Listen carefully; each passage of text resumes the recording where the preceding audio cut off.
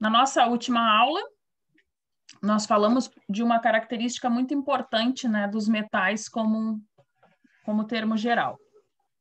Quem lembra qual era a característica? Falamos muito bem dela, né? Apontamos a relevância dela dentro das nossas perspectivas aqui, né, de estudo. Estudamos as subdivisões. Que característica era essa de suma importância para que nós pudéssemos lá compreender como funciona? Quem lembra? Falamos ontem de plasticidade, não foi? Sim. Sim, né?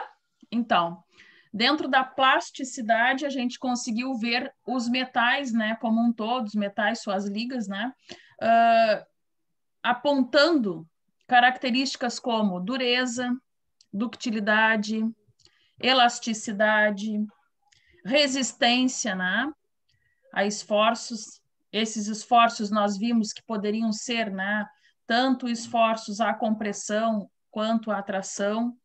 Então, nós conseguimos ali compreender como, né, que nós, de modo geral, podemos fazer subdivisões dos nossos materiais, né, de acordo de como eles funcionam dentro desses aspectos, que, em suma, nada mais é do que a plasticidade do material. Bom, faltou nós, antes de nós começarmos a estudar, porque a nossa aula de hoje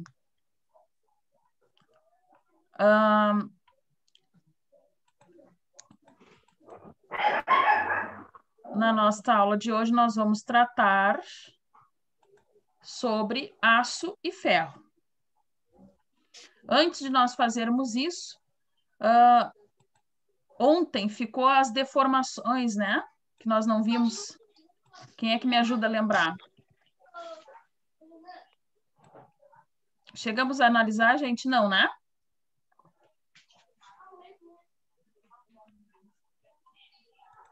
Não. Não, né? Encruamentos não chegamos a ver, né? Então, vamos fazer um apanhado aqui. Não há muito que conversarmos, né? A sequência disso já vai ser agora na próxima quesito que nós vamos estudar, por assim dizer. Então, dentro, né, daquelas características lá dos materiais, né, da classificação deles, das propriedades, digamos, deles, né, nós tínhamos a questão do encruamento e o endurecimento. Primeiramente, o que nós podemos afirmar sobre um encruamento? O que se subentende, até levando em conta o que nós já estudamos antes, lá em ensaio de materiais? O que significa um material encruado? Material enferrujado, oxidado? Pode ser, pode ser. Então, a palavra já nos remete a algo que tem outras coisas anexadas, agregadas, unidas a este material, que não deixa ele com uma característica homogênea, né? Que dá uma característica de heterogeneidade nele e que faz com que ele, então, tenha um outro Vivi, tá formato. cortando muito aí, Vivi. Não. Bom, Sim, melhorou agora. Melhorou? Então, vamos prosseguir. Então, esse encruamento, né, que o Charles falou ali, que poderia ser uma oxidação, algo do gênero, né? Este material, esse encruamento pode acontecer através, né, de deformação a frio.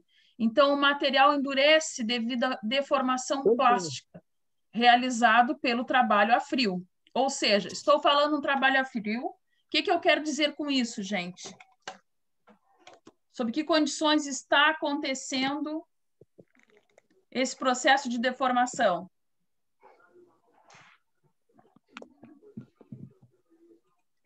Podemos voltar àquele exemplo do aço ontem, né?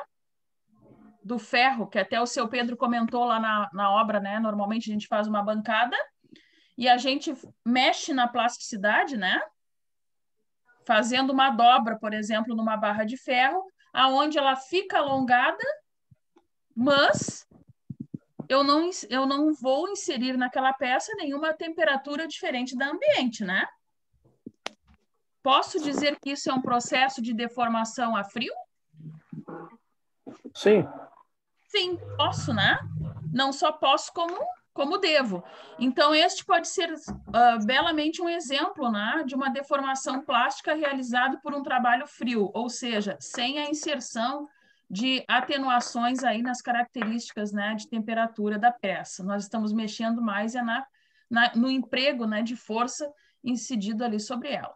Então, esse endurecimento se dá devido a aumento, né, de discordâncias, imperfeições promovidas pela deformação plástica que impedem o escorregamento, né, dos planos atômicos.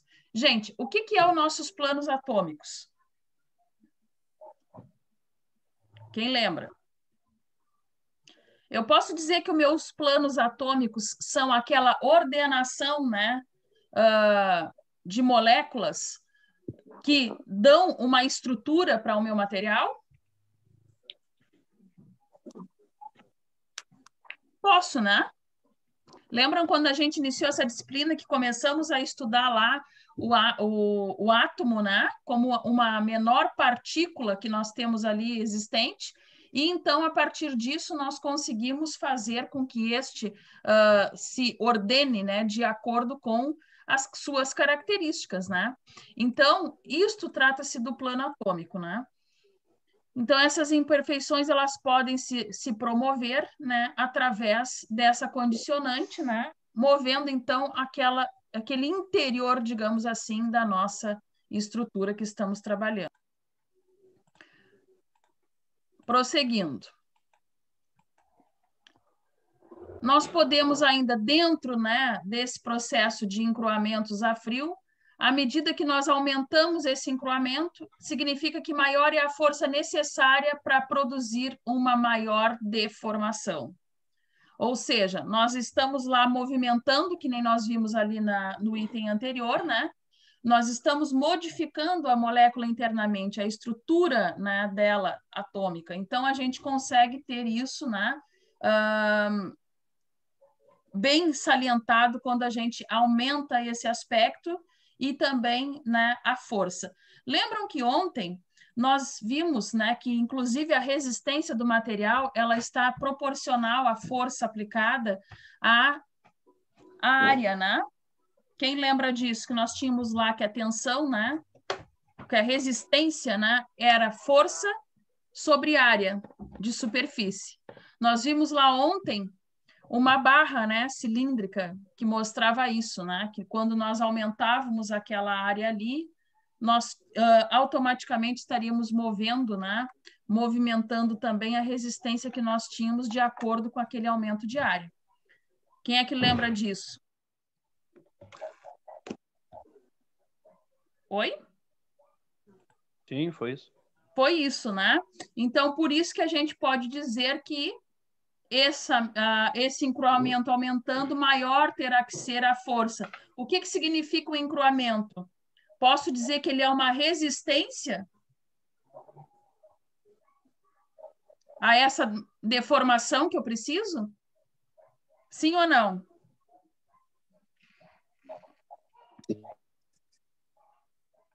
Que acham? Se eu digo para vocês que à medida que aumenta o encruamento, maior tem que ser a força para produzir uma maior deformação, neste exemplo que nós havíamos citado lá da bancada, né, num setor lá de uma obra, por exemplo, quando eu quero fazer aquela dobra, eu estou querendo fazer uma modificação naquela barra, não? Maior a força aplicada, vai ter que ser se eu tiver uma área muito maior, né, de encruamento, ou que me dê uma certa resistência, não é isto? Concordam?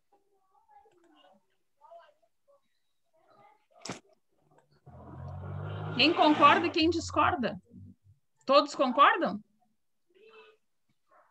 Eu posso dizer também que se esse encruamento, né, ele está agregado, anexado, por exemplo, né, nessa barra de aço, se eu aplicar um tratamento térmico através do processo de recristalização, eu posso remover esse encruamento? Tratamento térmico é só inserir temperatura, daquela maneira mais rudimentar que a gente conhece? Ou um tratamento térmico pode também ser algum líquido? No caso do exemplo que o Charles deu, né, de oxidação, ferrugem, né, numa barra. Eu tenho diversos tratamentos, né, químicos que eu posso empregar ali, que esse processo acaba sendo removido, não? Sim. Sim, né? Então, isso, né, a gente tem certeza, até mesmo dentro, né, das nossas condicionantes, né, de alguns elementos que a gente tem em casa, como gradil, né, coisas do gênero, a gente consegue fazer este processo, né, que nada mais é do que uma aplicabilidade de temperatura, né, modificação, troca de calor, e quando se faz isso, nós já sabemos que esses tipos de materiais, né, eles funcionam dentro de uma condicionante normal de temperatura e pressão. Então, inserção de tratamento químico também causa né, reações, né, térmicas que podem ser basicamente aí removidos sem danos até, né, se for bem aplicado à nossa estrutura. Bom, ainda, né, aqui é o que a gente já está falando, né? Que eu deixei grifado para vocês. Esses materiais deformados, eles têm que ser submetidos a um aquecimento controlado. Por quê? Por que o meu aquecimento tem que ser controlado? Aqui, né, está explicado, porque é uma definição técnica, né? A gente tem que ter um rearranjo, né? Por assim dizer, daqueles cristais, daquelas moléculas que estão lá dentro e que compõem aquele todo. Por exemplo, se nós fizermos, né, uma dobra nesta barra de aço que está sendo o nosso exemplo hoje, né, de maneira indiscriminada, o que vai acontecer com a minha plasticidade?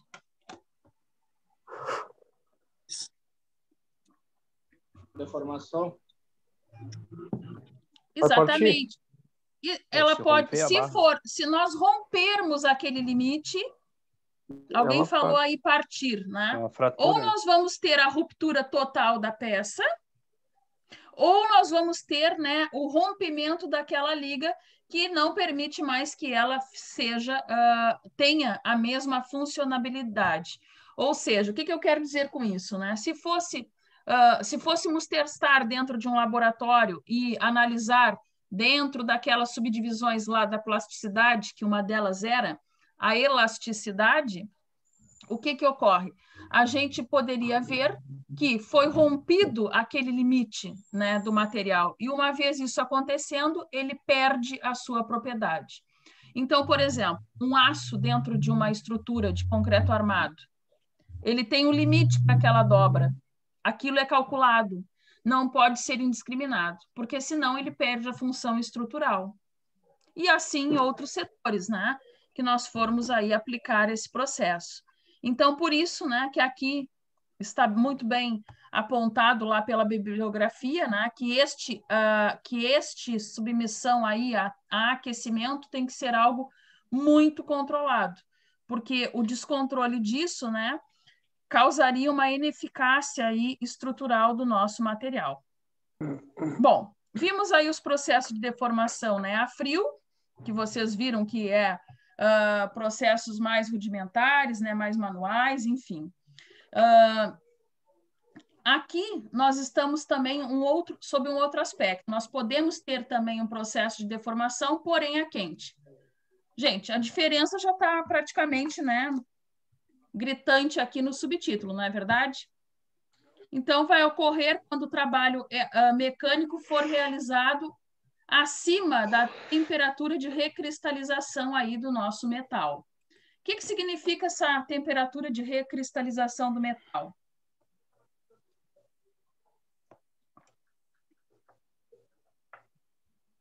A recristalização seria aquele novo arranjo, né?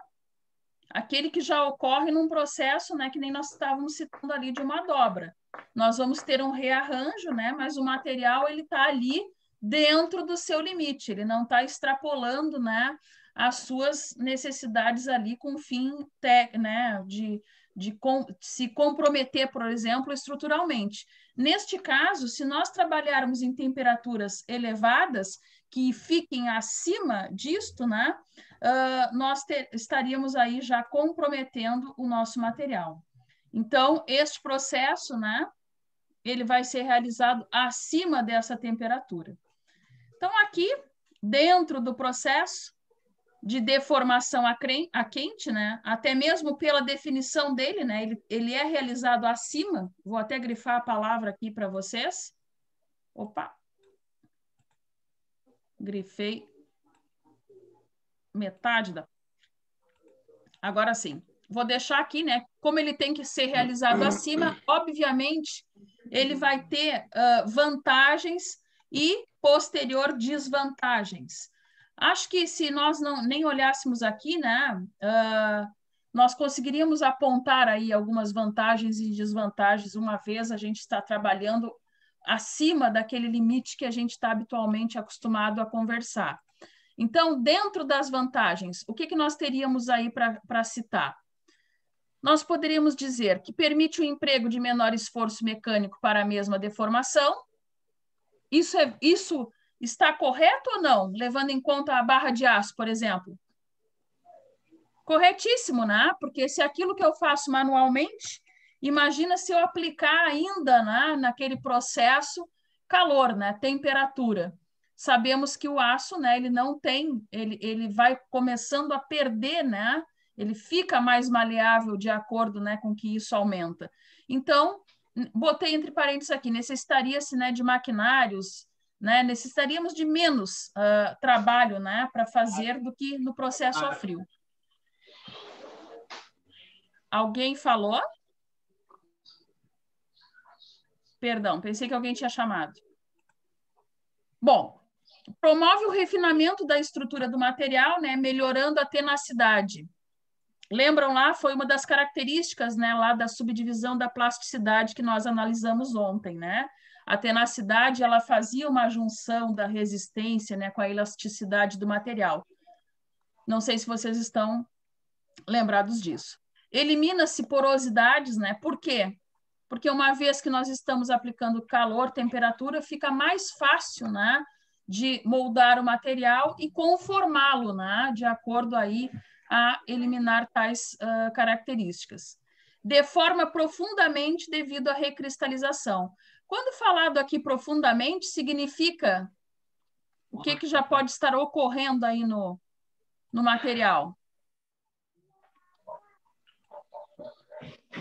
Um processo indesejado, né? A gente consegue fazer essa deformação, mas com cuidado, né? Porque senão a gente perde a função aí, né, estrutural dele. Bom, dentro das desvantagens, aumenta a dureza e a resistência dos materiais, mas ductilidade diminui. O que isso quer dizer, gente? Diminui a resistência do material? A resistência, né, automaticamente está aumentada, porque nós estamos deixando ele de acordo... Quando eu dobro a barra de aço lá, para ficar mais fácil o entendimento, né, para que ela adentre uma viga, eu estou fazendo isso porque eu quero diminuir a resistência da minha estrutura? Não, né? Eu quero fazer isso porque aquilo significa que é uma ancoragem da estrutura. Quando se dobra, né, no formato lá, pode ter ancoragem reta ou ancoragem com gancho, que a gente chama. Com gancho é aquela que a gente dobra a estrutura, né? Tipo guarda-chuva? Tipo guarda-chuva. Vulgarmente aí as pessoas chamam de bengala, né? As bengalas lá, que é o quê? Justamente aquela dobra, né, com o formato aí do cabo do guarda-chuva, que nem o Rafa bem lembrou, a gente consegue fazer a junção, né, daquela ancoragem na estrutura existente com a estrutura que a gente quer interligar. Então, eu não estou diminuindo resistência, estou? Não. Por isso que ali foi colocado como uma desvantagem, né? Não a diminuição da resistência do material, mas a ductilidade. O que significa o material ser dúctil? Material resistente. material resistente. Se eu estou diminuindo a ductilidade, significa que, sob alguns aspectos, ele não vai ser né, bem sucedido com choques, seja ele de temperatura ou sejam choques aí através, né, de esforços. Qual é o exemplo que a gente já falou bastante, né, e que a gente tem disso? Do copo. Ele é um material resistente como um utensílio, né? Mas se eu deixar o copo, né, lá em cima de uma pia, por exemplo, né, que está numa temperatura bem fria, e colocar uma água muito quente em cima dele, provavelmente vai acontecer com ele? Vai trincar, quebrar. Vai trincar, vai quebrar. Isto é o quê? Choque. E choque térmico. Então, significa que ele está menos, que a ductilidade dele não se comporta bem para choque.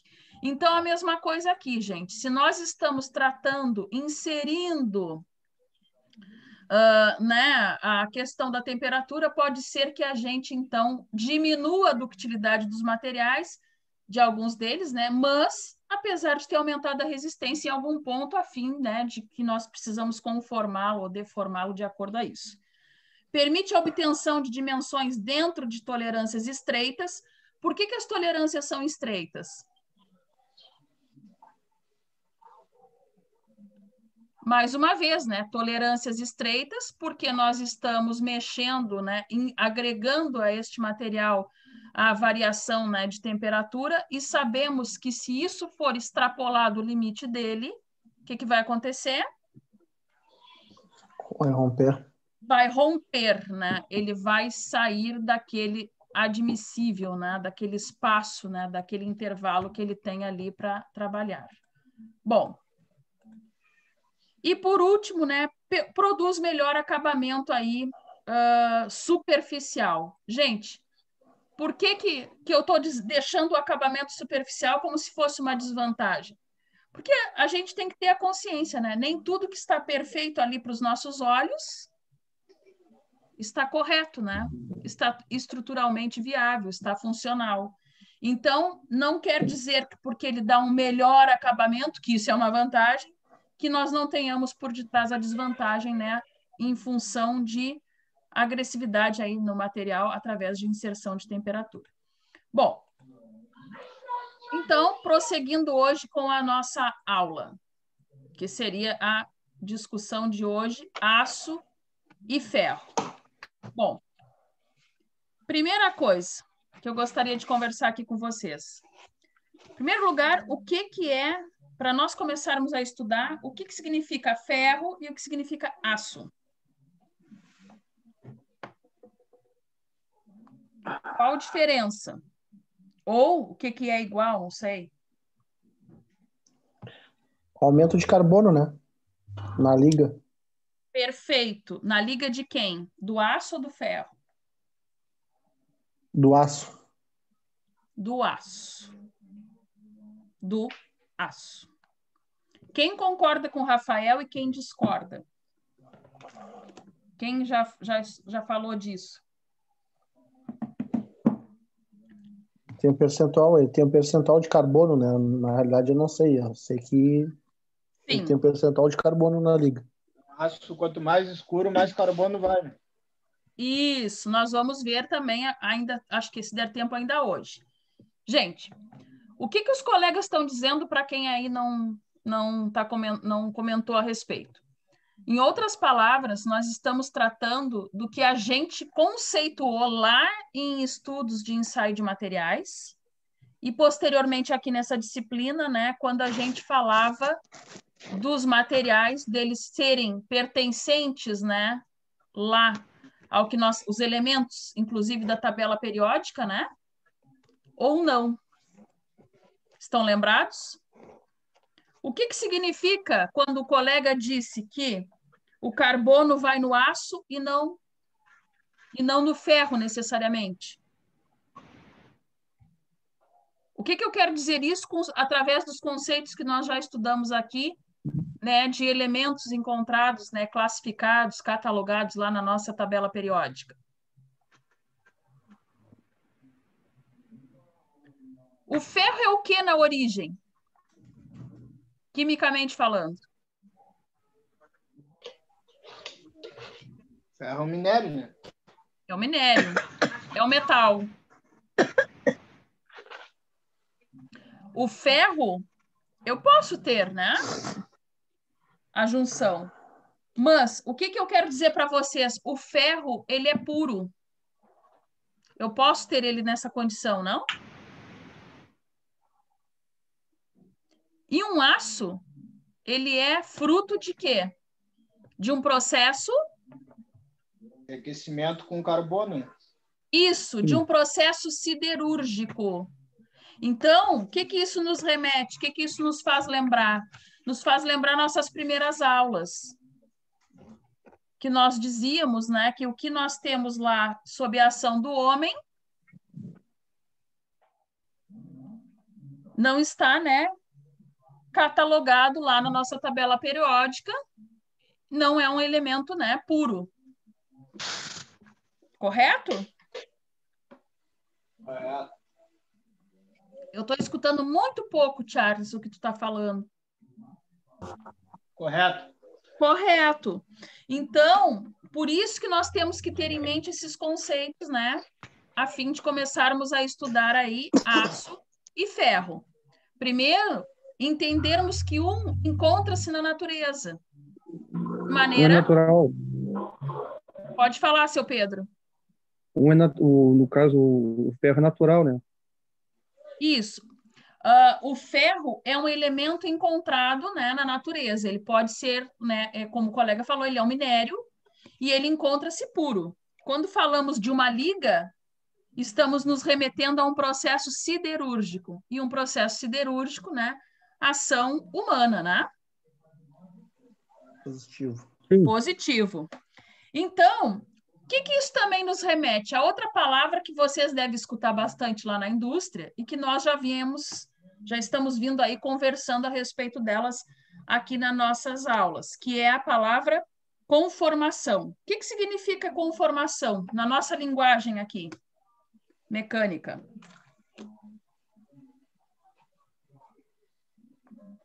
Dá um molde ao material, né? Pode ser. Por que pode ser dar um molde ao material? Por que o Rafa está correto? É um prisma dessa palavra, né? A gente está vendo ela sobre um prisma de dar um molde.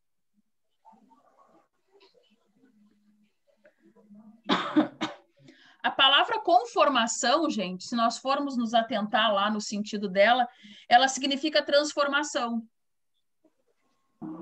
E no nosso caso aqui de mecânica, quando a gente fala de conformação de materiais, conformação de um metal, conformação de uma liga, nós estamos dizendo que nós estamos dando uma dimensão. Por isso que o Rafa falou no molde, e eu julgo que também esteja correto o sentido, não é? Porque eu acredito que ele pensou o quê? Que quando nós estamos mudando a geometria ou o dimensional de uma peça, de um material qualquer, nós estamos conformando ele, na nossa linguagem técnica aqui de mecânica, nós estamos conformando ele conforme a nossa necessidade de uso, de projeto, enfim. É isso, né, Rafa, que tu pensou? Isso aí. Correto, né? Então, correto. Bora lá, uma vez a gente tendo em mente esses aspectos, né? A gente pode conceituar, por exemplo, o que nós já falamos aqui antes de ver o nosso roteiro. Então, os processos de produção, né? Grifei aqui do lado para vocês, vamos falar aí por algum tempinho aqui em aço e ferro. Nós temos os metais. Quem são os metais? Né? Então, se formos lá dar uma definição, são todos aqueles elementos que vão apresentar como principais características o brilho metálico, boa condutividade térmica e elétrica. Ou seja, gente, voltando lá à nossa classificação, são aqueles que nós encontramos de maneira natural, pura, né? Bruta. Natureza. Isso, natureza, de maneira bruta, de maneira pura, aqueles catalogados lá na nossa tabela periódica. Então, por isso que ali, né, fala de materiais, né, de origem lá com condutividade, né, térmica e elétrica, porque sabemos que na nossa subdivisão lá dos materiais, dos metais, nós temos aqueles que vão ter um desempenho elétrico, um desempenho magnético, um desempenho térmico, como no caso até dos cerâmicos, né? Que nós vimos algumas atenuantes deles lá, né? Junções deles com o nosso processo de produção. Então, tudo isso, né, faz, novamente, nós agregarmos aqui, né, eles como elementos aí puros, né, e que existem lá sem a ação humana. E aqui estão as ligas, né, que vocês já definiram para mim. Ó, são materiais cuja estrutura cristalina, né, está interligada por elementos químicos diferentes. Então, sempre que eu falar de uma liga, eu estou falando, no caso aqui da nossa linguagem, eu estou falando da conformação com o elemento carbono, correto? Correto, né? Ali eu coloquei um exemplo para vocês que não está muito dentro, né, da linguagem nossa aqui do curso de mecânica. Eu botei aqui sal de cozinha. Por quê, gente? Porque eu quero mostrar para vocês que liga é uma interligação, tá? De elementos diferentes. Vou grifar aqui, posso? Já grifei. Se uma liga é uma interligação, uma junção, uma união de elementos químicos diferentes, coloquei ali sal de cozinha. O que é o sal de cozinha? Quais elementos químicos estão unidos para formar o sal de cozinha? Cloreto de sódio, é isso? Cloreto de sódio, correto. Qual elemento é? Se nós formos colocar a fórmula, né, o equacionamento lá, a fórmula química seria NaCl, né? Cloreto de sódio. Que é quais elementos?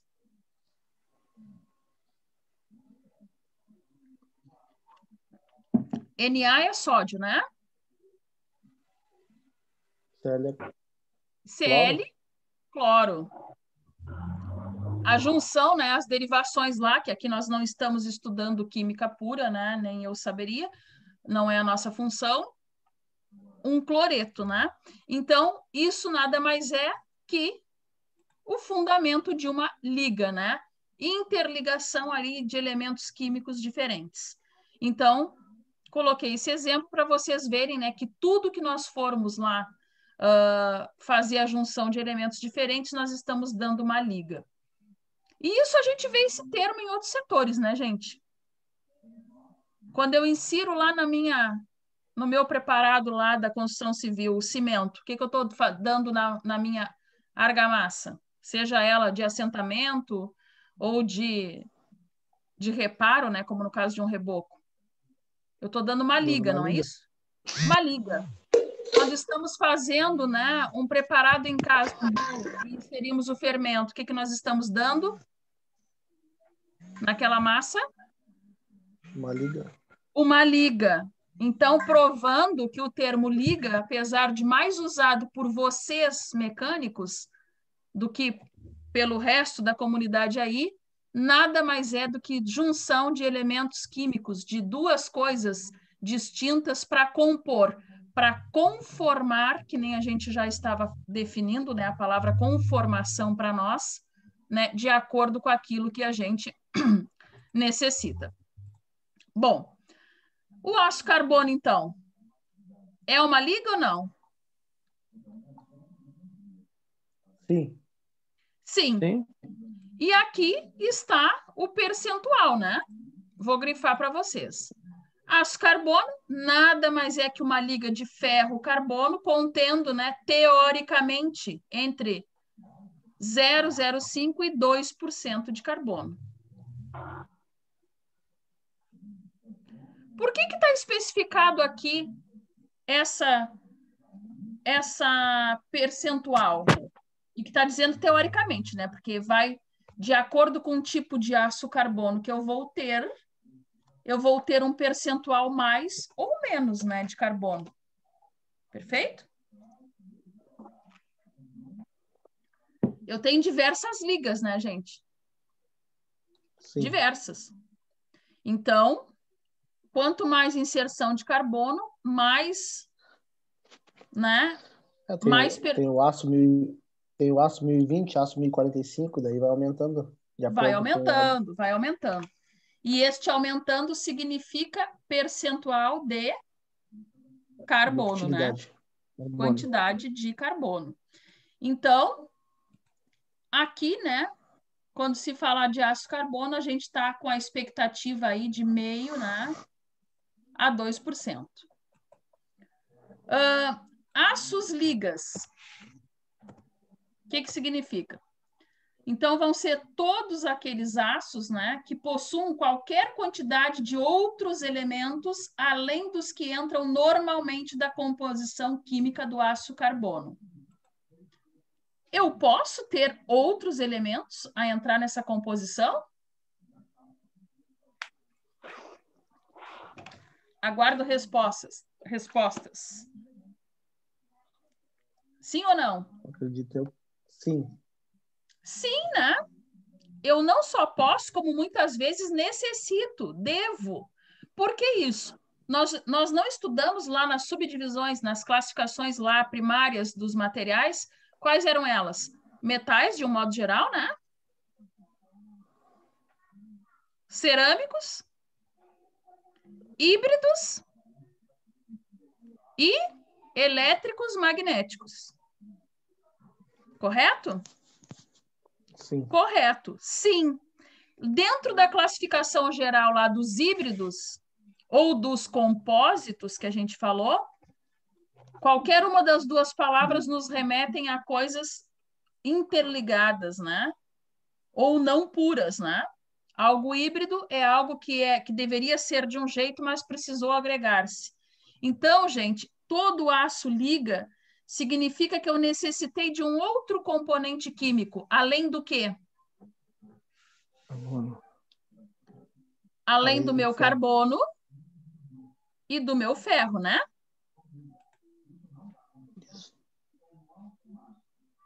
Correto? Correto, né?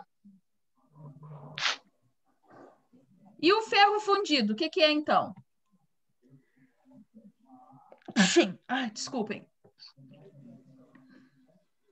O que seria o ferro? O ferro fundido.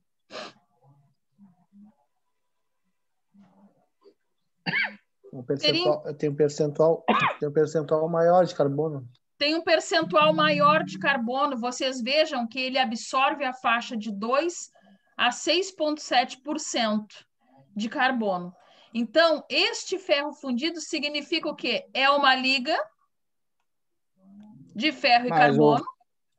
Mas o ferro fundido, ele não é homogêneo, né? Ele é poroso.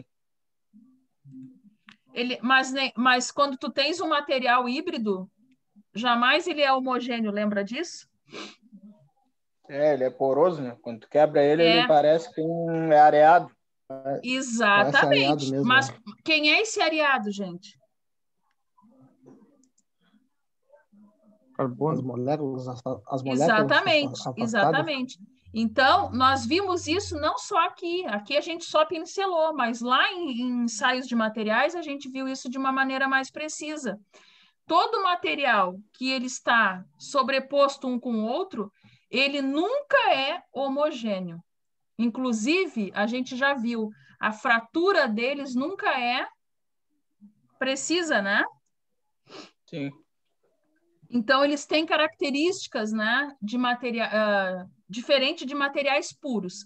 Por quê? Porque eles são heterogêneos.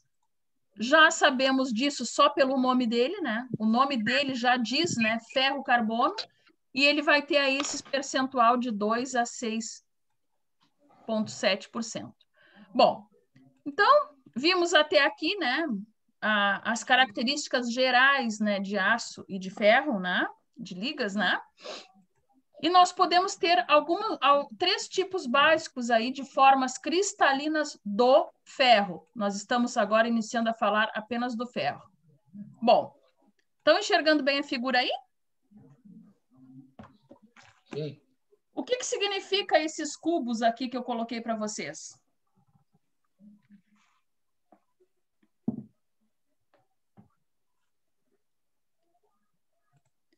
O título aqui que eu coloquei para vocês são as formas cristalinas do ferro. Quando nós falávamos lá no início da disciplina sobre a nossa partícula, sobre o nosso átomo, nós vimos que depois nós teríamos junções de várias partículas, né, várias moléculas que se interligariam e formariam uma estrutura a fim de compor as coisas, não era isto? Sim, né? Sim. Então, aqui, né, nós podemos... O aço, ele pode se apresentar sob 3 formas, né? As partículas dele, né, se compõem sempre, de um modo geral, né, mais de forma cúbica, de corpo centrado. Estão vendo aqui o primeiro? De forma cúbica de face centrada, qual a diferença do primeiro para o segundo? No primeiro, nós temos um corpo aqui, adentrando o miolo, né, do cubo. A meio, as outras estão na face. Nas Isso! faces laterais. E as outras nós temos nas faces. E neste aqui? Hexagonal, quantas faces tem? Um hexágono. Hexa, né? 6. Hexagonal compacta. Vocês notem que nós temos, né, a centralização do corpo em todas as arestas. Consegue analisar? Sim. Sim, né? Então, nós, a título de conhecimento, né, nós não vamos lá estudar a profundidade disso, nem como, né, nem o estudo de junção química disso, mas assim que vai ocorrer, né, a conformação, né, do aço, do ferro, desculpem. Bom, e o processo de obtenção? Conseguem ver aqui?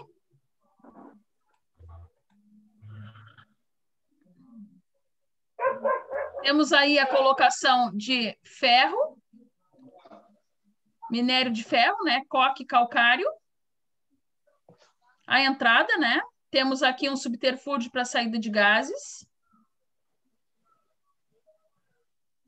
Redução do minério significa o quê? Estão vendo que aqui nós tínhamos uma temperatura e aumentamos a temperatura de 300 para 700 graus Celsius, correto? Posso dizer que eu aumentei, né? Não diminuí. Sim. Aumentei, né? Temperatura aí positiva significa quente, né? Mais inserção de temperatura. Por que eu posso, que quando eu passo para essa temperatura, eu posso falar que é a redução?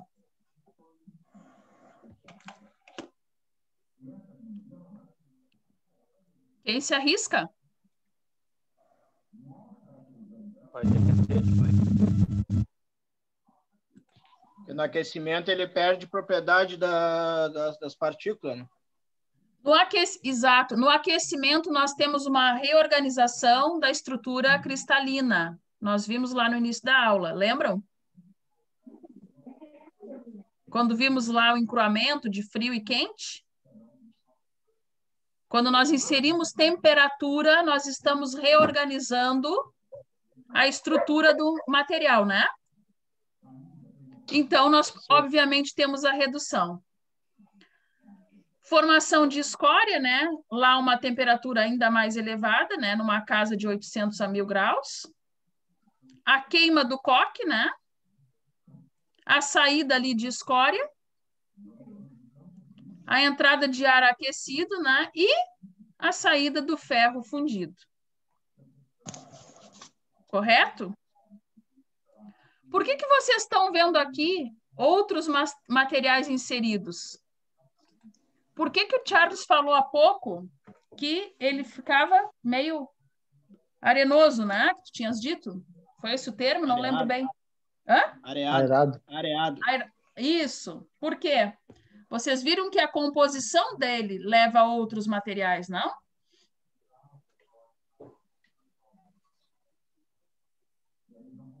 Correto, Charles? Oi? Tu viu que na formação, né?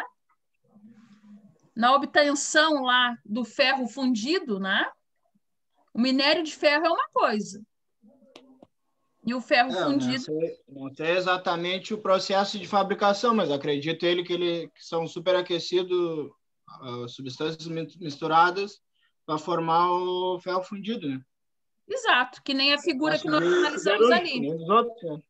Isso, que nem nós vimos ali naquela figura. É anexado outros componentes, né? Que ajudam no processo de queima, reorganização da estrutura cristalina, que nós já tínhamos visto. Nós já sabíamos que nós podíamos ter, né?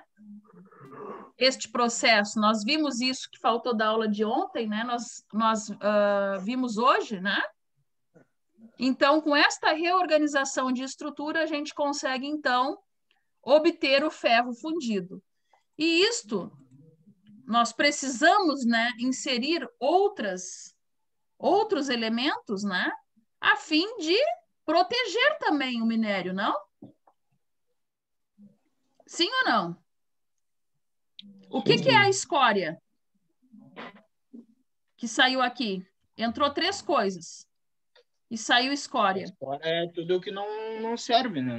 Não presta. Exato, tudo que não prestou. Ou seja, vai ficar no meu ferro fundido percentuais apenas necessários, aqueles que são inerentes à junção ali, né, daquela conformação que nós precisamos ter, que seria lá o ferro fundido. Então, nós temos aí de matéria-prima, né? Uma vez entendido como que se compõe lá, para a siderurgia, né? O minério de ferro, que são os minerais que contêm ferro em quantia apreciável, né? Seriam lá os óxidos, os carbonatos, os sulfetos e os silicatos. Isso lá da tabela periódica, que nós não vamos adentrar lá num estudo aprofundado, não temos tempo, né, para ver isso. Então, dentro destes elementos, os óxidos são os mais importantes do ponto de vista da siderurgia.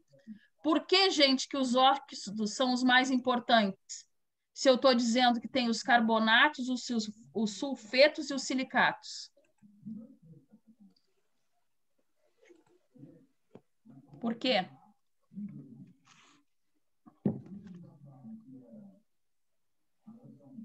Tudo que nós formos utilizar para um processo, né, de fabricação, sempre vai ser mais apreciado aquele elemento que tem mais disposição, né? Que está mais disposto, né, aí ao nosso alcance, correto ou não?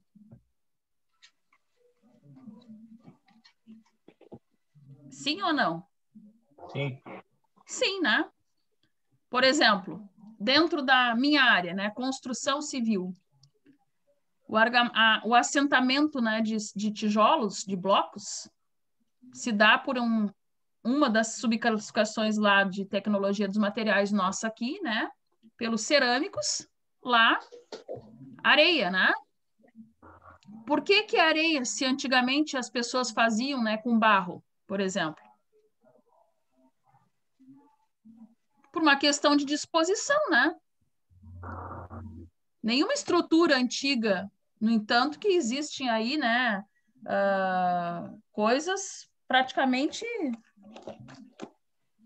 sei lá, né, com muitos anos aí de história, né? Mas o que tem melhor disposição, mais fácil e menos agressão ao meio ambiente é aquele que se torna mais apreciado aí para a nossa indústria. Então, neste nosso caso aqui, para nós do curso de mecânica, nos interessa os óxidos, que são magnetita, né? Hematita, limonita, né?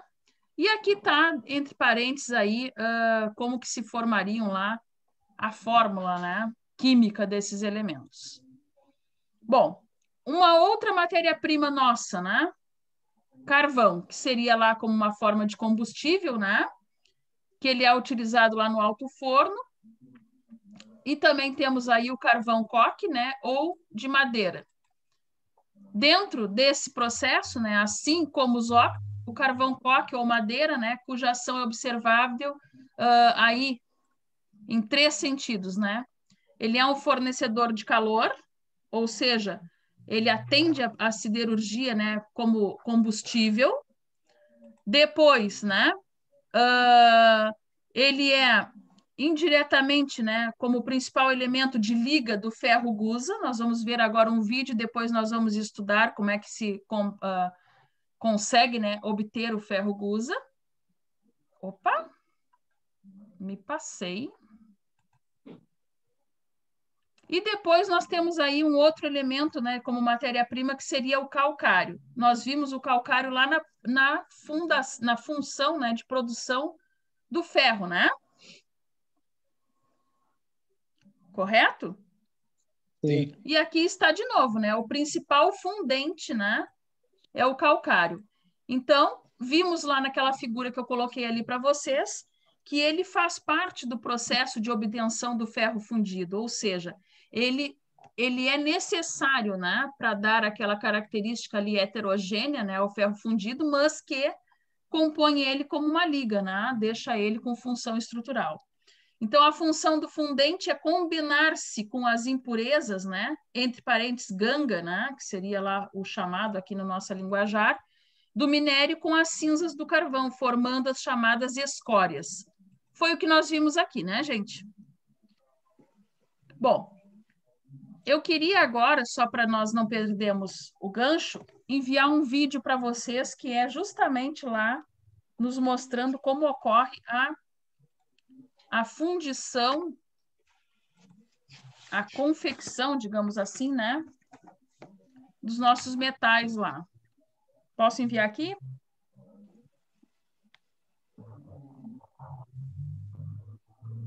Um minutinho e já vamos confirmar se chegou aí para vocês.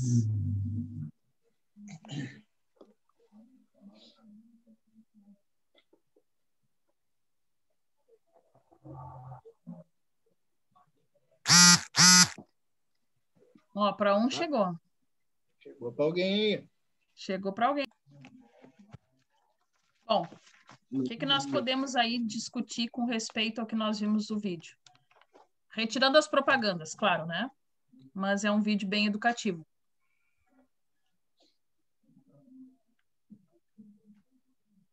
É o que nós viemos falando até o momento? Sim. Sim, né? Então, ali bem no inicinho, né, do vídeo, nós conseguimos analisar a obtenção do minério de ferro, o processo, né, de conformação dele, a produção, né, a redução dele, né, entre 800 a 1.500, né, que ele falou no vídeo ali. O processo de redução desse minério produzia que tipo de aço, que tipo de ferro, desculpem?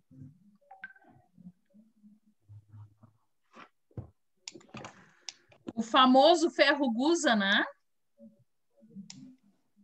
Muito comum na nossa linguagem nós escutarmos esse tipo de ferro, né? Então, a redução desse minério nos promovia, né, 2 tipos de ferro, o ferro esponja, né, e o ferro gusa, principalmente o gusa, né? Então, através disso, nós conseguíamos, então, ter o refino, posteriormente a escória, né, que nem nós vimos na figura ali, e a inserção de quê? Para conseguir a obtenção da... Hã? Cálcio. Isso, né? Nós lá tínhamos lá o calcário. Bom, tudo isso, né? Porque a escória, a fim de que pudéssemos agregar, né? Se consolidar e conformar aquele ferro, né? Então, nós conseguíamos ali, né, obter em função dessas impurezas que seriam, então, removidas através dessa característica heterogênea que a gente deixava lá no minério. Bom, O que nós podemos ver também no processo de fabricação? Podemos falar que nós conseguimos obter diversas vigas dentro de um mesmo processo? Sim, dependendo da matriz. Dependendo da matriz. Então, ali nós vimos de maneira sucinta desde a obtenção, né, do nosso minério, da nossa matéria-prima, né, da conformação dele, até a minúcia daquele tipo, né, de ferro, que seria lá pregos, né? Sim. Sim. Uma coisa interessante que nós conseguimos ver também é o processo de fabricação dos arames.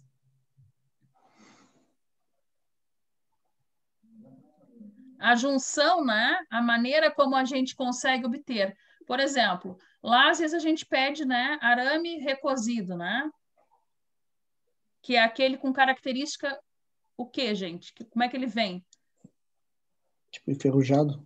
Isso, uma característica ferrugenta. Por quê?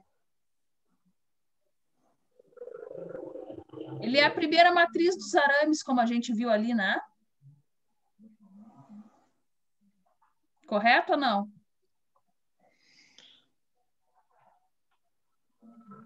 Sim ou não? Sim, né? Sim, não passou. Oi? Sim, Ele não não passou pelo processo de. Não passou pelo processo de galvanização. De galvanização, né? Então, nós vimos, ali não foi citado, mas a gente sabe que nós temos dois tipos de processo de galvanização, né? Que automaticamente estamos movimentando a liga do material. Quais são os dois tipos que nós podemos ter? A quente e a frio. A quente e a frio. Lá, eles fazem um processo de galvanização a quente. Eles estão agregando, né, elementos à química do material. Ali, nós podemos ter, né, lá na indústria, na nossa residência, enfim, no nosso cotidiano, um processo de galvanização a frio. Que aí, então, era a inserção de elementos, né, através de processo químico a frio, ou seja, por pintura de ligação.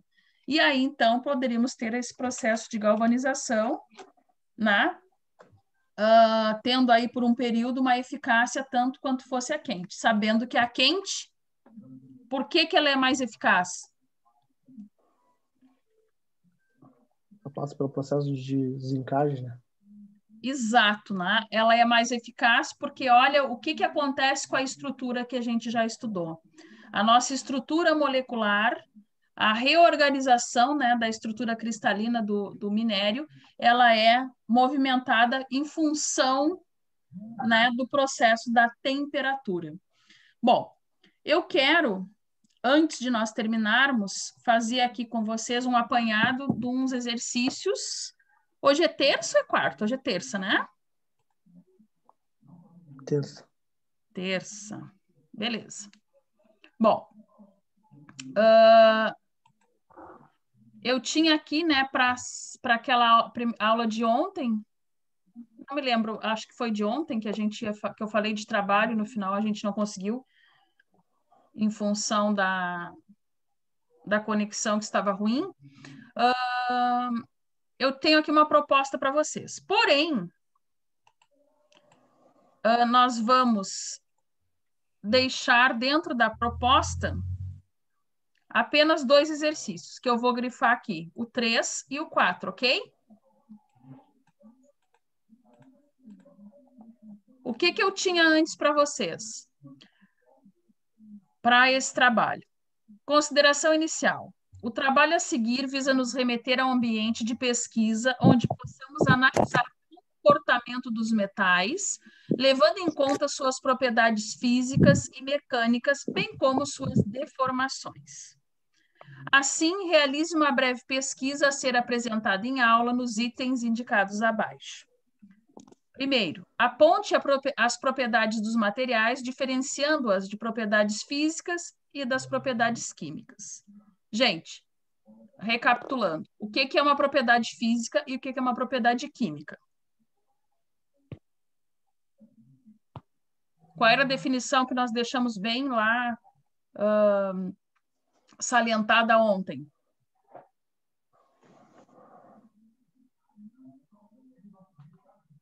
Uma propriedade física envolve o dimensional, o aspecto, né, do corpo, não é isto? Uma propriedade química envolve o quê? A composição de materiais. Exato, a sua composição, a sua morfologia. Então, baseado nisso, já está respondido, né, praticamente aí, né, só reformular, digamos assim, a pergunta, a resposta, digamos. Conceitue as características de densidades de discordâncias dos materiais. Tem tudo bem certinho lá na apostila, né? Falamos também. É só apontar lá o conceito.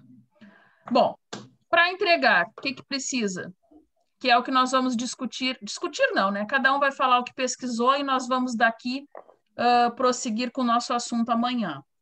Escolha um metal e aponte suas propriedades e suas ligas derivadas. Qual metal? Qualquer um, escolha um. Digam sobre o que. Olha, eu pesquisei ferro fundido.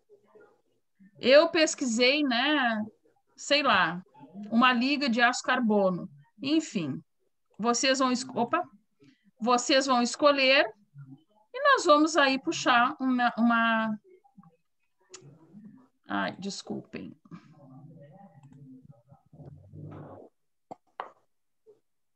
Puxei mal aqui o exercício. Bom, e o exercício 4, faça uma breve pesquisa sobre a obtenção do aço, bem como as suas subclassificações. O que nós estudamos hoje? A obtenção do minério ferro, né? Amanhã nós vamos entrar lá, propriamente dito, nas ligas, né? De aço. Então, vocês vão fazer uma breve pesquisa e a gente vai com essa pesquisa que vocês vão fazer hoje, que nós vamos terminar 10 minutos mais cedo, né, do que deveria. É isso? É, né? Tem que acabar 15 para as 9. Vocês pesquisem um pouquinho hoje.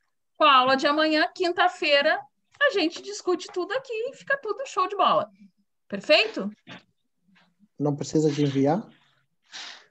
Aí vocês vão me enviar, já vai ficar subentendido quem fez aqui na hora que abrir a discussão. E aí, na quinta, como a gente já tem que ver isso, né, recapitular e fazer uma prévia lá para a nossa finaleira, né, da disciplina, que, se eu não me engano, é na segunda, né? É segunda? Não lembro. Acho que é. Aí, então, a gente finaliza tudo e vocês enviam tudo, ok? Pode ser? Ok. Combinado? Então tá. Perfeito, Posso postar então. no grupo agora o trabalho? Vou botar aqui no grupo. Já vou fazer isso. Beleza. E eu vou ver se eu consigo postar. Tem aulas faltando, alguém está pedindo. E não, às vezes eu não consigo, né? O sinal muito ruim, o vídeo roda, roda, roda, e depois eu penso que foi e não foi. Ok?